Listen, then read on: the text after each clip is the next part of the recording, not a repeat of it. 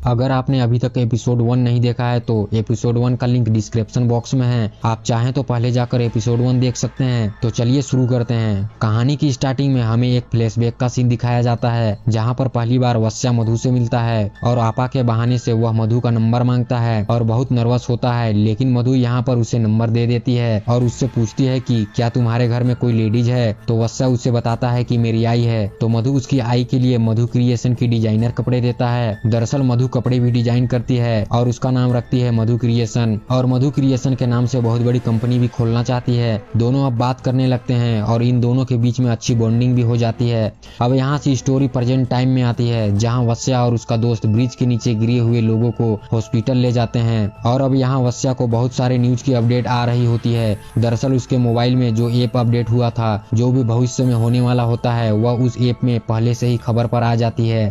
जिसके बाद अब एक और खबर आती है कि आज पूरी रात बिजली जाने वाली है। यह पढ़कर वह डॉक्टर के पास जाता है और डॉक्टर को कहता है आज पूरी रात बिजली नहीं आने वाली है, तो जनरेटर का इंतजाम कर लीजिए। यहाँ पर डॉक्टर उस पर यकीन नहीं करता और वहाँ से चला जाता है। अब आगे हम देखते हैं वत्स्या मधु को एक कैफे पर बुलाता है और उसे बताता है कि मुझे एक वरदान मिला है, जो भी होने वाला होता है इस मोबाइल के जरिए मुझे पहले से ही पता चल जाती है। और यहाँ फिर से उसके मोबाइल में एक खबर आती है, तो वह मधु को दिखाता है, लेकिन यहाँ पर मधु को उसके मोबाइल में कुछ भी नहीं दिखता, सिर्फ उसकी और उसके आई की फोटो दिखती है। तब वत्स्या समझ जाता है कि यह सिर्फ मुझे ही दिखेगा, किसी और को नहीं। जिसके बाद फिर से उसके मोबाइल पर एक खबर आती है और उसमें लिखा था रातों रात सेठी पार्टी चेंज करने वाला है सीएम बनने के लिए। वह यह खबर मधु को बताता है, लेकिन मधु उसके बात पर यकीन नहीं करती और उसे बोलती है कि फालतू के लफड़े छोड़ और सोच कि सेठी के पैसे वापस कैसे करना है। और यह बोलकर वह वहाँ से चली जाती है और यहाँ से वत्स्या भी चला जाता है। और जब वह पार्टी ऑफिस के पास से गुजर ही रहा होता है, तब वहाँ पर उसे पता चलता है कि सेठी ने पार्टी चेंज कर लिया है सीएम बनने के लिए। यह देखकर वह बहुत खुश होता है, क्योंकि उसे भी अब पूरा यकीन हो जाता है कि ये सब सच है। आगे हम देखते हैं वत्स्या को आपा कॉल करती है पैसों के लिए, लेकिन वह उसका फोन नहीं उठाता है। लेकिन आपा यह बात उस सेठी को बोलती है, तो सेठी उससे बोलता है अगर उसने मेरे पैसे नहीं लौटाए तो मैं उससे जान से मार दूंगा। यह बात मधु भी सुन रही होती है। और आगे हम देखते हैं वत्स्या और उसके दोस्त पीटर को, जहाँ वत्स्या पीटर को भी बताता है कि मुझे एक वरदान मिला है,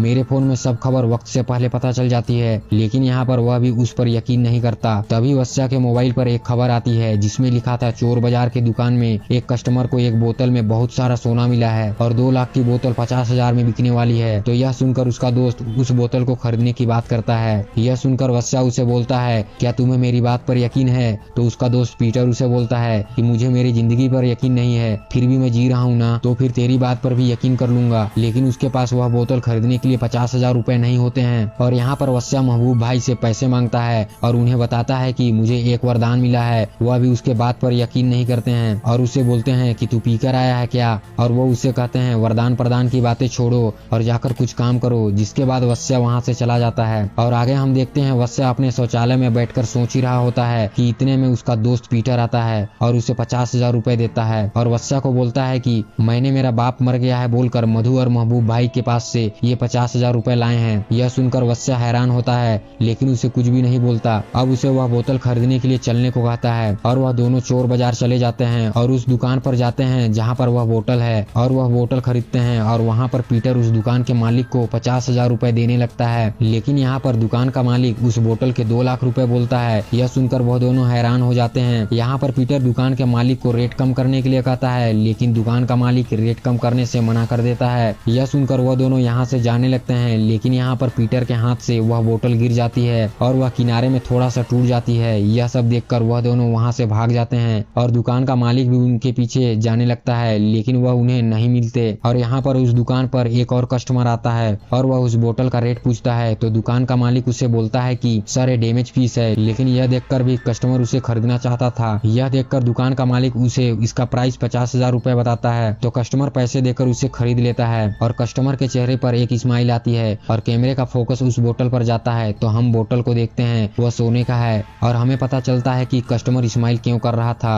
अब यहाँ पर वत्स्या की न्यूज भी सही होती है। अब हम वत्स्या और पीटर को देखते हैं। पीटर वत्स्या को खबर चेक करने के लिए कहता है वह खबर सही है या गलत। वत्स्या उसे बोलता है मैंने पढ़ा है यह सच है। इतने में यहाँ पर वत्स्या को एक और खबर आती है, जिसमें लिखा था एक छोटा सा बिजनेसमैन मनीष भोसले ने लाइव शो पर 1 करोड़ का क्वेश्चन का आंसर देकर उसे जीत लिया है। और यहाँ पर पीटर मनीष भोसले का नाम सुनकर उसे पहचान लेता है, तो वत्स्या उससे बोलता है कि तू उसे कैसे पहचानता है। तो पीटर उसे बोलता है कि मनीष भोसले भी मधु से मिलने आता है, वह मधु का कस्टमर है। यह सुनकर वत्स्या मधु को कॉल करता है और उससे मनीष भोसले का नंबर ले लेता है। और अब हम यहाँ पर मनीष भोसले को देखते हैं, वह लाइव शो पर 50,000 के क्वेश्चन का आंसर दे देता है और 50 लाख जीत जाता है। अब 1 करोड़ के क्वेश्चन से पहले एक ब्रेक आता है और इसी बीच मनीष भोसले को वत्स्या कॉल करता है, लेकिन उसका फोन उसकी बीवी उठाती है। तो वत्स्या उसे बताता है कि मुझे 1 करोड़ के क्वेश्चन का आंसर पता है और मैं तुम्हें उसका जवाब भी दे दूंगा, लेकिन उसके बदले मुझे 30 लाख रुपए चाहिए। लेकिन यहाँ पर सिचुएशन कुछ ऐसा रहता है कि मनीष भोसले अगर क्विट करता है तो उसे 10 लाख मिलेंगे, अगर वह गलत आंसर बताता है तो उसे सिर्फ 1 लाख मिलेंगे और वह सही आंसर बताता है तो उसे 1 करोड़ मिल जाएंगे। यह सुनकर उसकी बीवी वत्स्या को हाँ कर देती है और वह यहाँ से अपने पति के पास जाती है और उन्हें एक चिट्ठी देती है जिसमें लिखा था 1 करोड़ के क्वेश्चन का आंसर टी से शुरू होता है। यह देखकर वह उसकी बात समझ जाता है। फिर वह लाइव शो शुरू होता है और मनीष भोसले से 1 करोड़ का क्वेश्चन पूछा जाता है, लेकिन यहाँ पर 2 ऑप्शन टी से शुरू होते हैं। यह देखकर सब हैरान हो जाते हैं और सबका वाट लग जाता है, लेकिन यहाँ पर हिम्मत करके मनीष भोसले एक ऑप्शन को सेलेक्ट करता है और यह सब टीवी पर महबूब भाई की बेटी यह देखकर बताती है कि यह आंसर गलत है। यह सुनकर वत्स्या का और वाट लग जाता है और यह एपिसोड यहीं पर खत्म हो जाता है। अब हम अगले एपिसोड में देखेंगे मनीष भोसले ने सही आंसर दिया या नहीं और क्या वत्स्या की किस्मत चमकेगी या फिर पूरी तरीके से और वाट लग जाएगी।